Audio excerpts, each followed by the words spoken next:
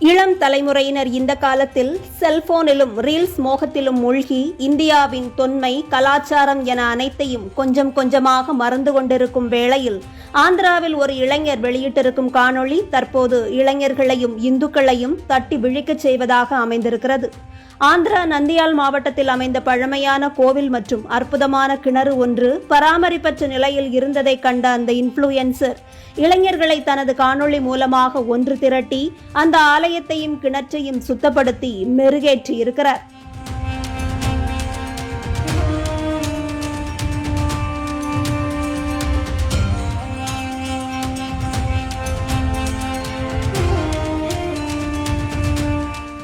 இன்ஃப்ளூயன்சர்கள் என்று சுற்றித் திரியும் பல பேர் இங்கு இந்திய பண்பாட்டிற்கும் தேசியத்திற்கும் எதிரான கருப்பு சட்டை சிந்தனைகளை விதைப்பதோடு வெறும் வயிற்று பிழைப்புக்காக ஆடியும் பாடியும் ஃபுட் ரிவ்யூ செய்தும் மேக்கப் வீடியோக்கள் போட்டும் பொழுதை போக்கிக் கொண்டிருக்க, ஒரு சிலர் மட்டுமே இப்படி உண்மையாக இன்ஃப்ளூயன்சர்களாக மாறி நன்மை செய்கிறார்கள். நமது நாட்டில் இருக்கும் ஒவ்வொரு கோவிலும் இறை வழிபாட்டிற்காக மட்டுமே உருவாக்கப்பட்டது அல்ல.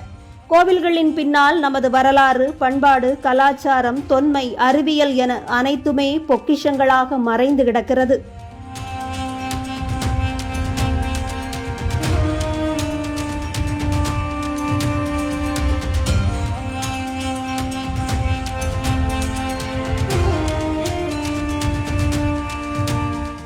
நமக்காக இவற்றை விட்டு சென்ற அரசர்களும் முன்னோர்களுமே நமது மூதாதைகள். அவர்களிடமிருந்து அனைத்தையும் உறிஞ்சி வளர்ந்த தாவரங்களே நாம். ஆனால் இந்த அற்புதங்களை புறந்தள்ளிவிட்டு போலியான மதச்சார்பின்மை பேசிக்கொண்டு இவற்றையெல்லாம் நாம் அழிக்க துணிகிறோம் என்பதை இந்துக்களும் இந்தியர்களும் மறந்துவிடக்கூடாது. கோவில்களை இடிப்பது மட்டுமே அழித்தல் ஆகாது. அதன் அழிவை கைகட்டி வேடிக்கை பார்ப்பது, கோவில்களின் சிறப்பை அடுத்த தலைமுறைக்கு விளக்காமல் செல்வது, பொய்யான டிவி ஷோக்களில் மூழ்கி பொழுதை கழிப்பது என இவையும் அழித்தலின் ஒரு வகைதான்.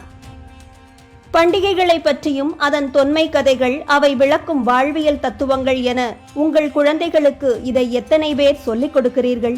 விடுமுறைகளில் ஊர் சுற்றும் போது அந்த ஊர்களில் இருக்கும் ஒரு கோவிலுக்காவது குழந்தைகளை அழைத்துச் செல்கிறீர்களா? உங்கள் ஊர் கோவில்களின் தூய்மை பணிகளில் கலந்து கொள்கிறீர்களா என்பதையெல்லாம் ஒருமுறை சிந்திப்பதற்காகவே இந்த பதிவு. இந்த பதிவை மற்றவர்களுக்கு பகிரும் கடமையாவது செய்வீர்களா என்பதே எங்களது கேள்வியாக இருக்கிறது.